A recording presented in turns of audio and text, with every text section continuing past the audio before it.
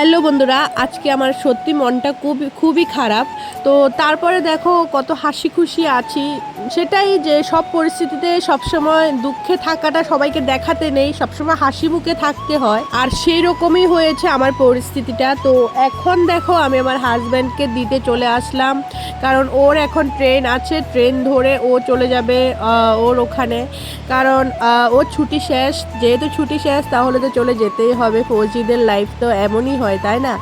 তো দেখো তারপর ট্রেন চলে এসেছে বলতে বলতে এই সময় না ইচ্ছে করছিল যে বলি যে না তুমি যেও না, তুমি থেকে যাও, কিন্তু তারপরও না বলতে গিয়েও বলতে পারছি না, যেহেতু চাকরির খাতির যেতে তো হবেই। তারপর দেখো ওর মনটাও খুব খারাপ হয়ে গেছে, আমি তো বুঝতে পারছি। আমি জানি না তোমরা কতটুকু কি ফিল করতে পারছো, কিন্তু যাদের এই পরিস্থিতিটা আসে না তারাই বুঝতে পারে। তারপর তো ও আমাকে আবারও টাটা করে ট্রেন তো ছেড়েই দিল, তারপর আর দেখতে পেলাম না, চলে গেল।